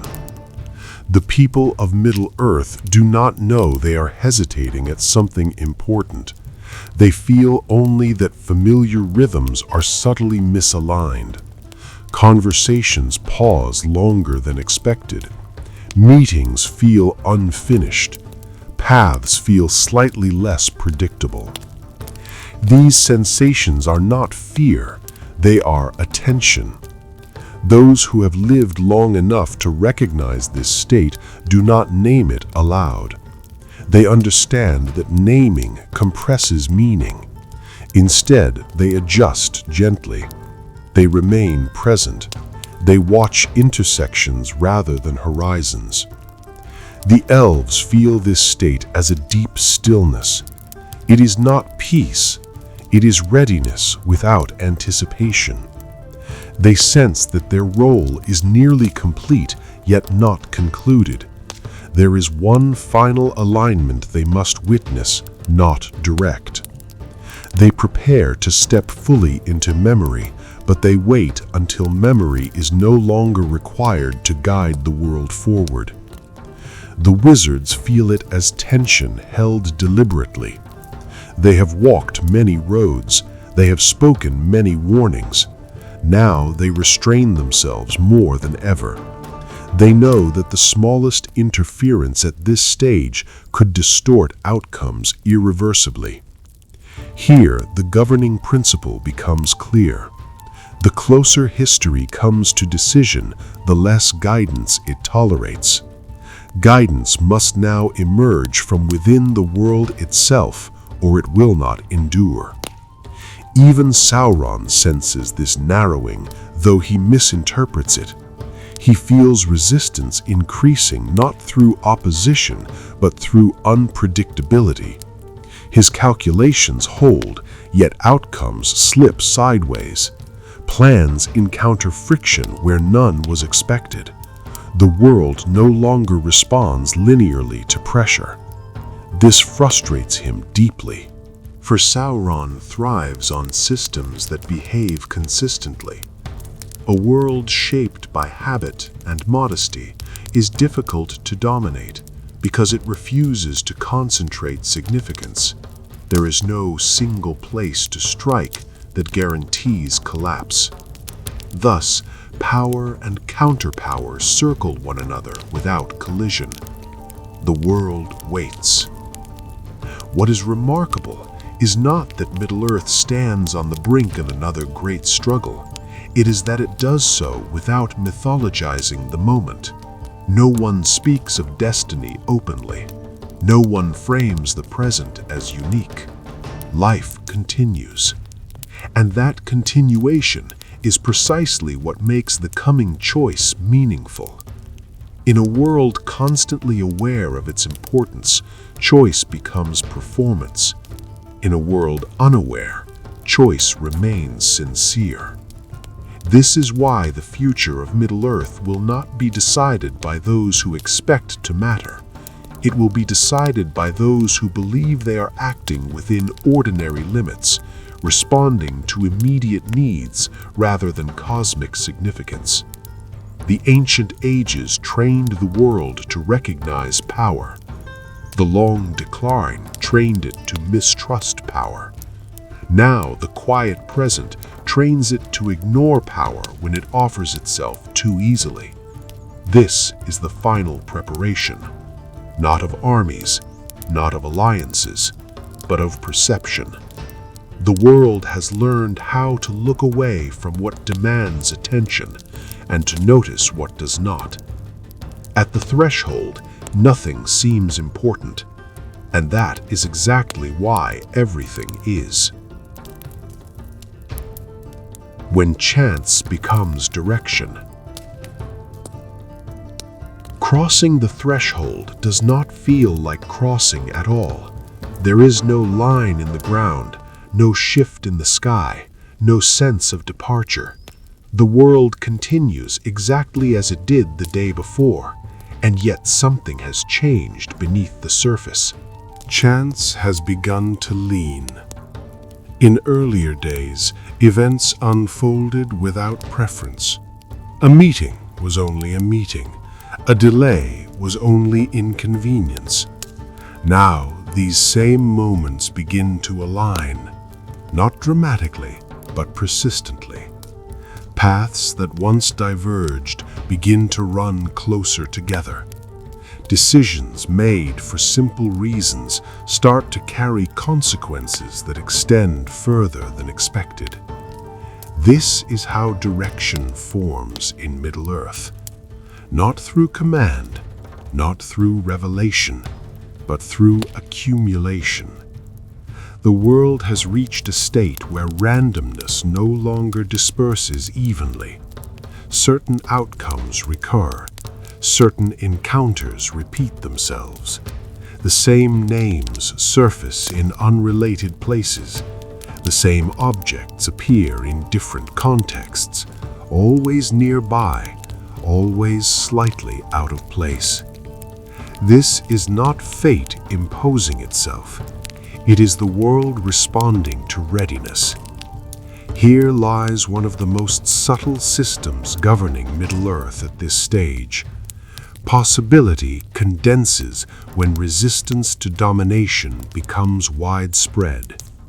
When no single will can control the future must assemble itself from many small, compatible actions. Direction emerges from coherence rather than authority. Those who are sensitive to this shift feel it as a gentle unease. They cannot explain it. They do not speak of prophecy. They sense only that certain choices feel heavier than they should, while others feel strangely light. A journey avoided seems to linger in the mind. A conversation delayed returns unexpectedly. The world is no longer neutral, yet it does not coerce. This distinction matters deeply. Middle-earth does not force its inhabitants into significance. It invites them, quietly, to notice when a moment asks more of them than usual. Those who accept this invitation rarely do so consciously. They respond out of habit, kindness, curiosity, or responsibility. The world rewards these responses not with safety, but with relevance.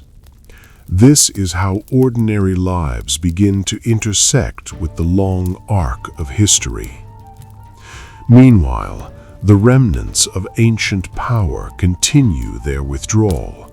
The elves grow more inward, their realms more like memories sustained gently rather than presences shaping the land. Their music feels less like instruction and more like farewell. They sense that the world no longer requires their correction, it requires their absence. The wizards feel this too. Their role narrows further. They are no longer catalysts. They are observers with limits, nudging rarely, listening always. They understand that influence now must be precise or not applied at all. This restraint sharpens their awareness. They notice where chance tightens. They recognize when direction begins to form, and they resist the urge to define it, because definition constrains. Even Sauron adapts, though unwillingly. He senses movement, but cannot locate its source. His strategies anticipate opposition, yet opposition does not materialize in expected forms. Resistance appears fragmented, local, and stubbornly uncoordinated. It does not present a target. This unsettles him. For Sauron understands systems, but this is not a system he designed. It has no center. It offers no hierarchy to corrupt. Its strength lies precisely in its refusal to announce itself. This reveals the final inversion of power in Middle-earth. Control fails where relevance succeeds. The more Sauron presses for obedience, the more the world responds through unpredictability. His certainty becomes friction. His clarity becomes rigidity. And rigidity, in a world that has learned flexibility, becomes weakness. As chance continues to lean, direction begins to clarify. Journeys that once felt optional start to feel necessary, not because of obligation, but because avoidance grows uncomfortable. Objects that once seemed unremarkable acquire presence, not through allure, but through persistence. The world is not pointing, it is waiting. This waiting does not guarantee success. It does not promise survival. It offers only alignment. Those who follow it do so without assurance that they are correct. They act because not acting would feel like betrayal of something quiet but firm within themselves.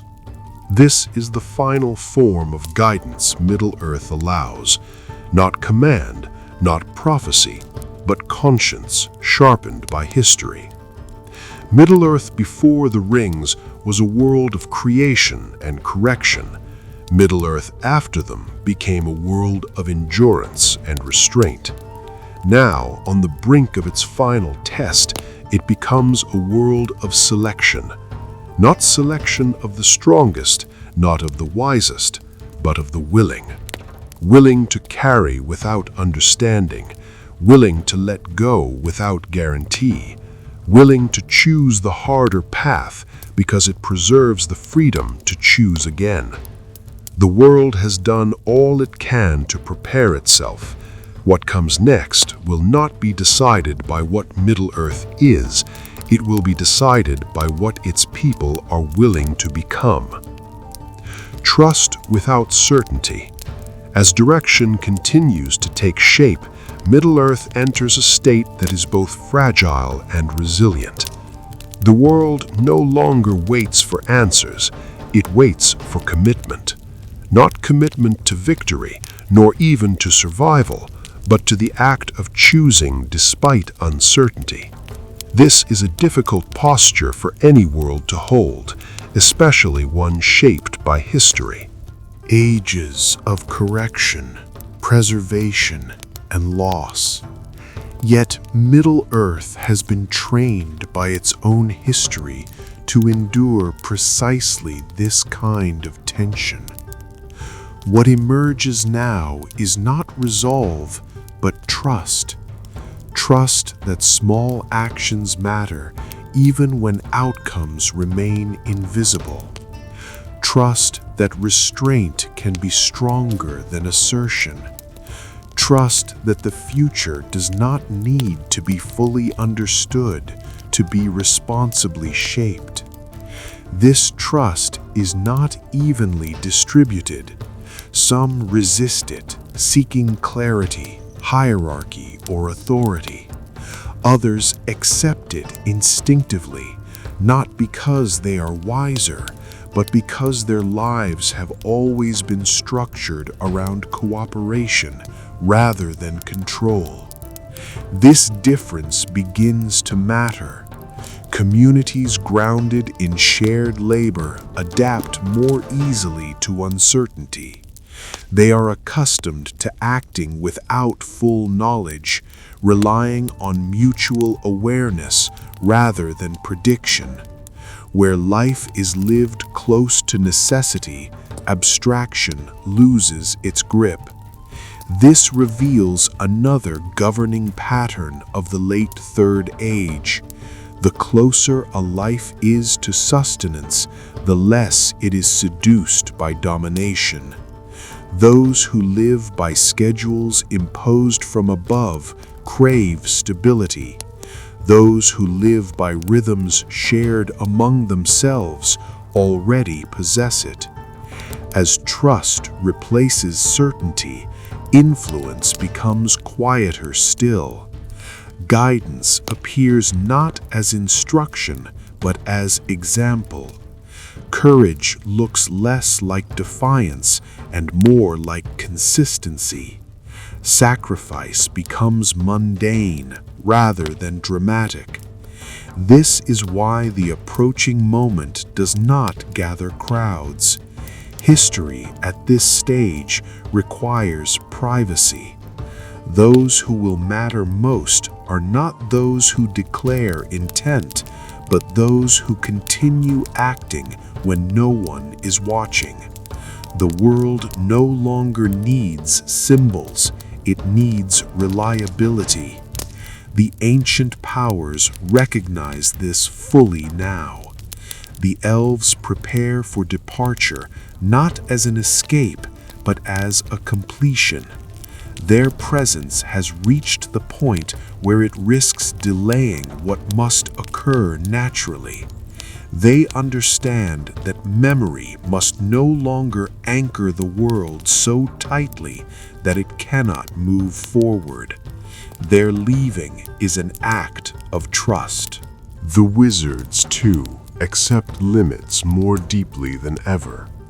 They refrain from shaping events even when the temptation to intervene grows strong. They understand that interference now would hollow the very strength they hope to encourage.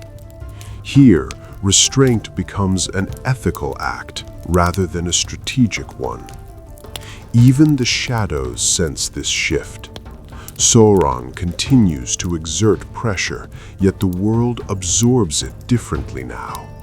His influence spreads unevenly, encountering unexpected resistance in places that lack overt defenses. His methods still work, but they no longer scale. Each gain requires disproportionate effort. This is not because Sauron has weakened. It is because the world has learned how to dissipate force. Fear no longer concentrates. It disperses into caution, skepticism, and quiet refusal. Where once it would have driven people toward submission, it now prompts preparation and solidarity. This adaptation is the culmination of Middle-earth's long education. The world no longer seeks to eliminate darkness entirely.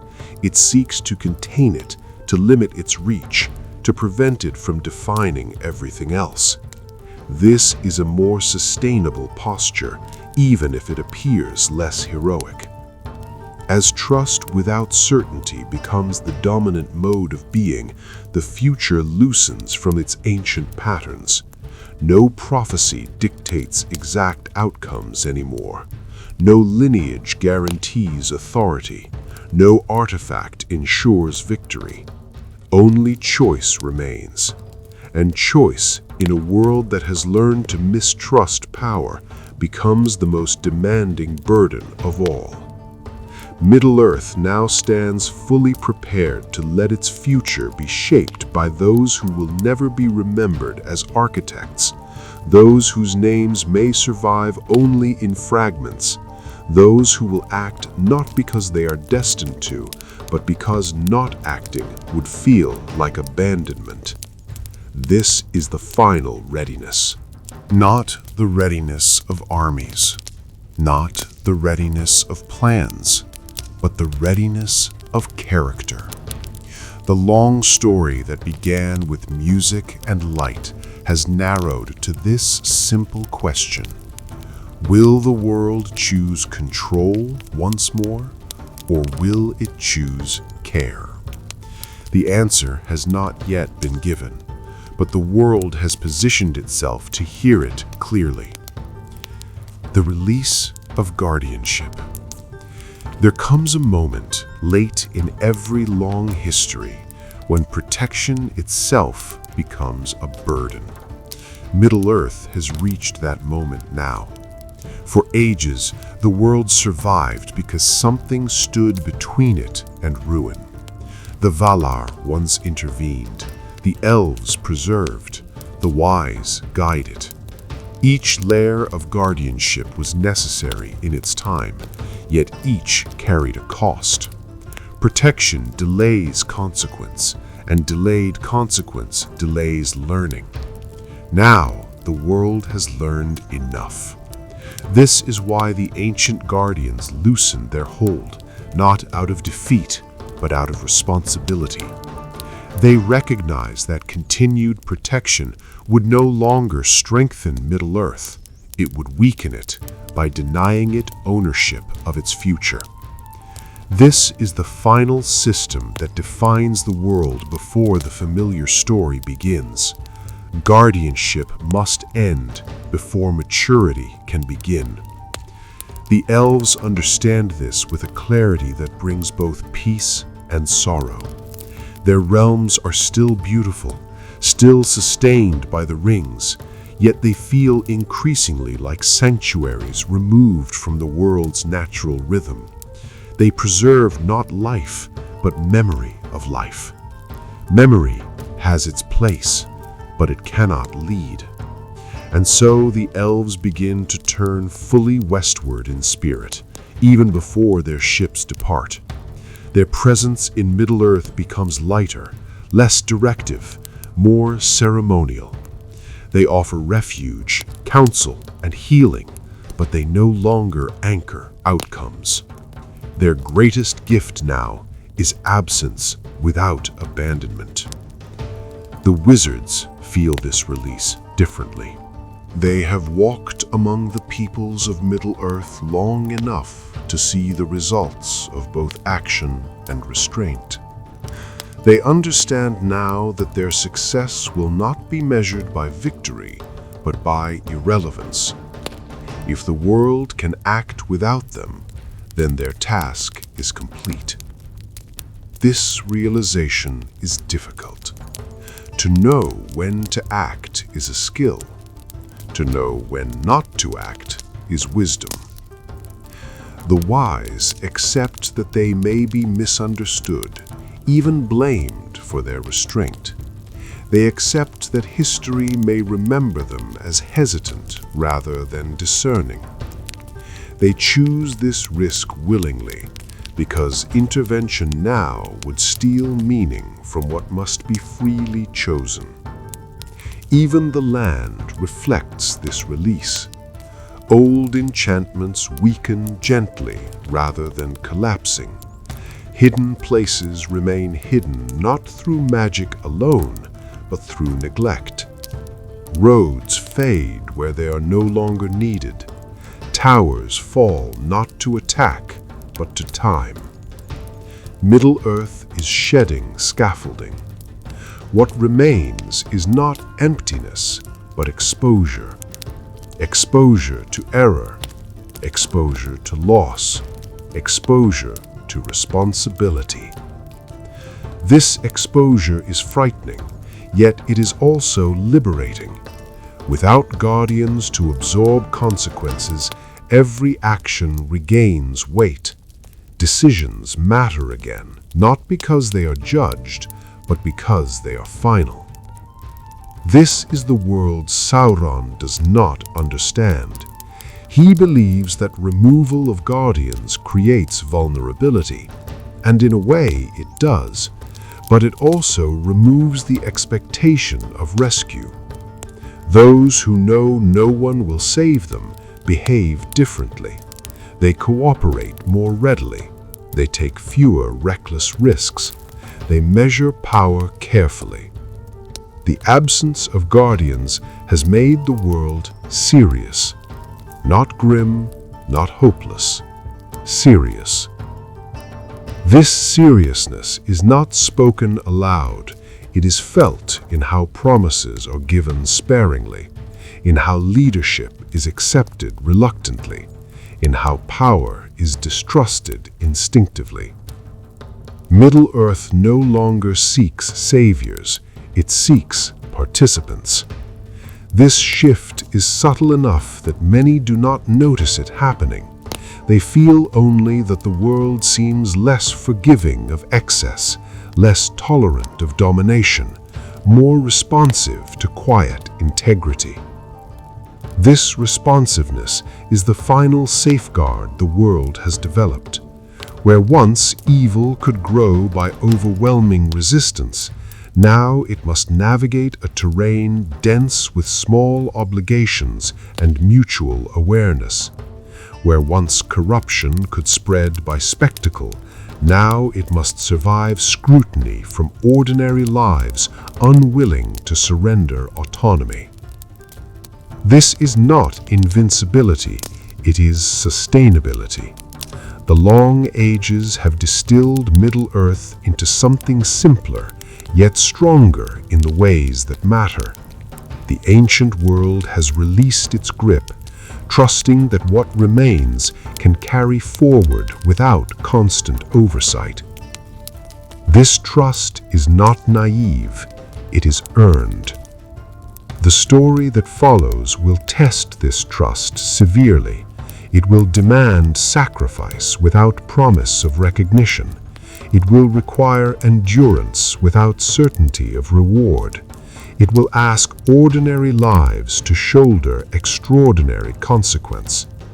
But the world is ready, not because it is strong, but because it has learned how to be responsible. A world standing on its own. At this point, Middle-earth is no longer leaning on what came before. It is standing. This is a subtle but profound difference. For much of its history, the world existed in relation to something else. It was shaped by the will of the Valar, preserved by the memory of the elves, restrained by the watchfulness of the wise. Even when these forces withdrew, their expectation lingered.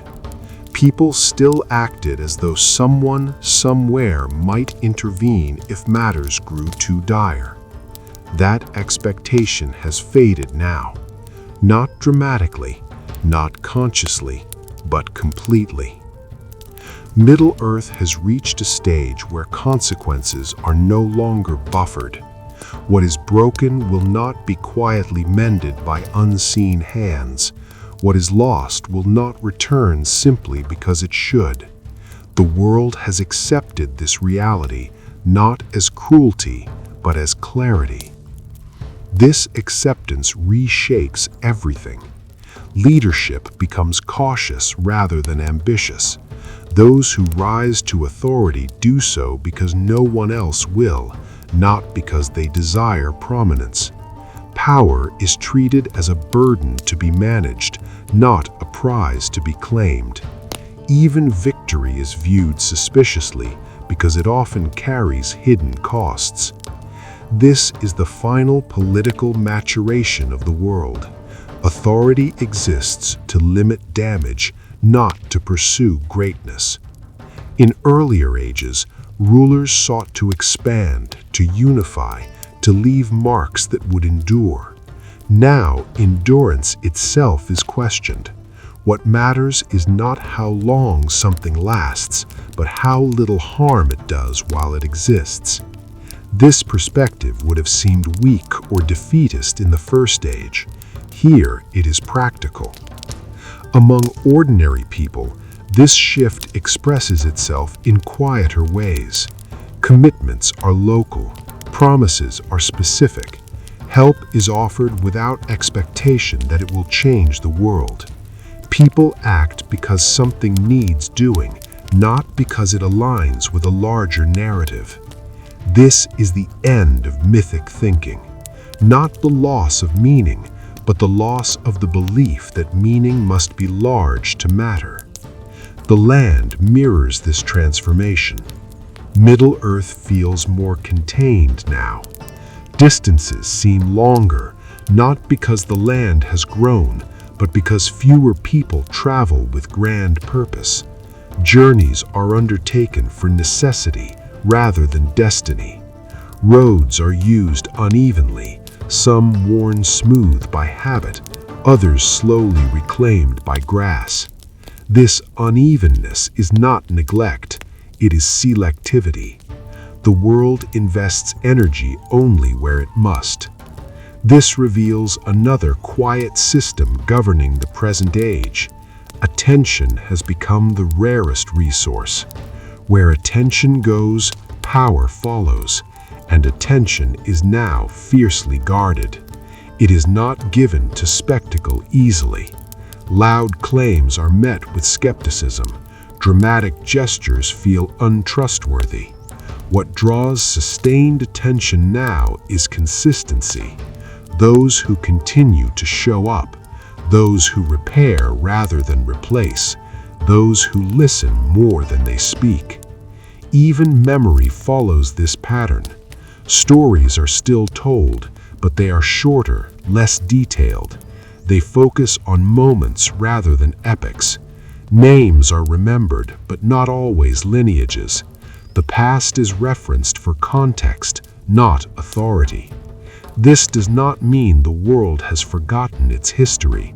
It means it has stopped deferring to it. This distinction matters deeply. A world that defers to history is governed by precedent. A world that remembers history is guided by judgment. Middle-earth has chosen judgment. Those who carry deeper knowledge understand this shift and adjust accordingly. They speak less of what must happen and more of what could happen if certain patterns repeat. They frame warnings as possibilities rather than certainties, allowing others to choose response rather than compliance. This approach is slower. It is also more durable. Even Sauron, though still dangerous, is constrained by this environment. His influence relies on simplifying the world into binaries: order or chaos, strength or weakness, submission or destruction. But the world resists simplification now. It insists on nuance. It responds to pressure with fragmentation rather than alignment. This makes domination inefficient, not impossible, but costly. Every gain requires negotiation with local realities that refuse to generalize. Every assertion of control creates new points of resistance elsewhere. The world does not rise up dramatically. It erodes pressure through ordinary refusal. This erosion is the world's final defense. It is not heroic. It is patient. Middle-earth no longer expects to win forever. It expects to last, long enough for choices to matter, long enough for damage to be contained, long enough for recovery to remain possible. This expectation reshapes hope itself. Hope is no longer belief in rescue, it is belief in response. That when harm appears, someone nearby will act. That when power overreaches, it will encounter friction. That when something fragile is threatened, care will gather around it quietly. This is the world as it stands now, unremarkable at a glance, resilient in practice, prepared not for glory, but for responsibility. The ancient ages have finished teaching. The guardians have stepped away. The structures of domination have been exposed and weakened. Middle-earth is alone. And for the first time in its long history, that aloneness is not a vulnerability. It is readiness. The quiet release. At last, the long story loosens its hold, not because it has been forgotten, but because it has been understood well enough to be set down. Middle-earth stands in a rare stillness now, not the stillness of waiting for instruction, nor the silence of fear, but the calm that comes when a world recognizes its own capacity to choose. The ancient echoes are still present, but they no longer pull. They rest gently beneath the surface, like deep roots that do not need to be seen to do their work. The music that once shaped creation has faded into rhythm. The light that once guided all things has softened into memory. The powers that once guarded the world have withdrawn into trust. Nothing has been lost entirely. Nothing has been preserved perfectly, and that is enough. The great ages did not fail, they taught. Each left behind a lesson that could not be learned any other way. Creation taught wonder, preservation taught care, decline taught humility. And now, in the age that follows, the world carries these lessons quietly, without ceremony. Middle-earth no longer seeks to be held together by greatness. It seeks only to be lived in honestly. The elves depart without bitterness, leaving behind beauty that does not demand remembrance. The wise step back without triumph, content that the world no longer needs their hands upon it. Even the shadows linger without certainty, for they have learned that domination finds little purchase in a world unwilling to surrender its ordinary lives. What remains is not an ending, but a release. A release into small decisions made without witnesses, into courage that does not know it is courageous, into sacrifice chosen without expectation of reward. The future of Middle-earth does not rise from prophecy now. It rises from kitchens, from roads, from friendships, from moments where someone chooses to carry a burden simply because it is there. This is the final wisdom the world has earned, that meaning does not require eternity, that goodness does not require power, that care offered consistently can outlast even the deepest darkness. So the ancient story closes its eyes, not in sleep, but in rest, and as it does, Middle-earth breathes on its own, ready not to be saved, but to live. The long letting go. In the end, the world does not change with a sound loud enough to mark it. There is no final chord, no closing door, no moment when Middle-earth announces that it has finished becoming what it is. Instead, there is a long, patient exhale, the kind that follows understanding rather than relief. The ancient forces withdraw not because they are diminished, but because they are complete. Their work was never meant to last forever. It was meant to teach the world how to continue without them. The Valar shaped the foundations, then learned to step back. The elves preserved memory, then learned to release it. The wise guided when guidance was needed, then learned to trust silence. Each learned the same lesson in a different way, that protection must eventually give way to responsibility. Middle-earth remains imperfect and will always remain so. Rivers still flood, kingdoms still fail, fear still spreads where uncertainty lingers. But these are no longer signs of a broken world, they are signs of a living one. What once required divine correction now requires human judgment. What once demanded immortal patience now depends on mortal courage. This is not a lesser state of existence. It is a truer one. The land itself reflects this acceptance. Forests grow not as symbols of enchantment, but as shelter. Mountains stand not as monuments to power, but as boundaries that teach humility. Roads exist not to carry destiny, but to connect lives that would otherwise remain isolated. Even memory settles differently now. The past is no longer a command. It is a companion. It walks beside the present, offering caution rather than instruction. Its stories are quieter, less precise, but more humane. They warn without demanding obedience. They inspire without demanding repetition.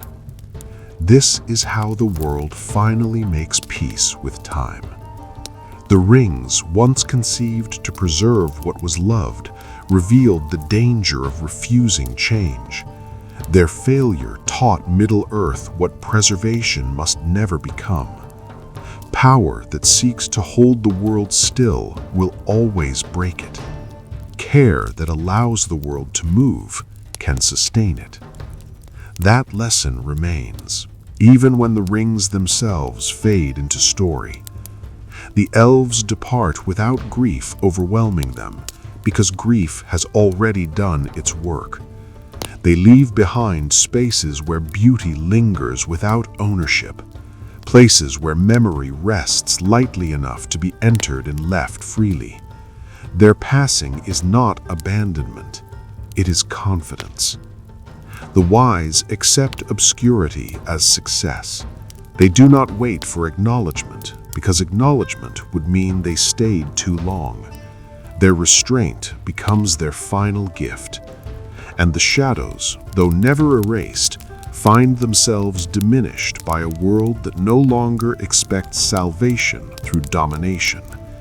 Darkness survives, but it struggles to define meaning where meaning has been decentralized into countless small acts of care.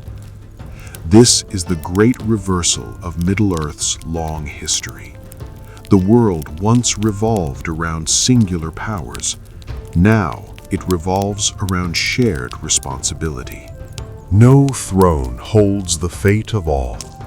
No artifact carries the weight of meaning alone. No voice speaks with unquestioned authority. Instead, meaning disperses. It lives in tending fields that will outlast their tenders, in repairing what could easily be discarded, in choosing restraint where force would be simpler. These choices are rarely celebrated. They are not meant to be. Their strength lies precisely in their ordinariness. Middle-earth has learned that survival does not require constant heroism. It requires reliability. It requires people who continue to care even when no story is being written about them. And so the ancient narrative finally releases the world, not into safety, not into certainty, but into freedom. Freedom to fail without cosmic consequence. Freedom to succeed without divine approval. Freedom to live with the weight of choice fully intact. The long education is complete. What follows will still contain sorrow and struggle, courage and loss, but it will belong wholly to those who live it. The world will no longer be shaped by those who stand above it, but by those who stand within it. The ancient lights dim, not because they are extinguished, but because the world no longer needs them to see. Middle-earth does not become smaller in this moment. It becomes closer. Closer to the lives that sustain it. Closer to the ground that holds it. Closer to the quiet truth it has been moving towards since the first song was sung. That a world does not need to be perfect to be worth protecting. That meaning does not need to last forever to matter. That care, chosen again and again, is enough. And so the story ends where it was always meant to end. Not with dominion, not with triumph, but with trust.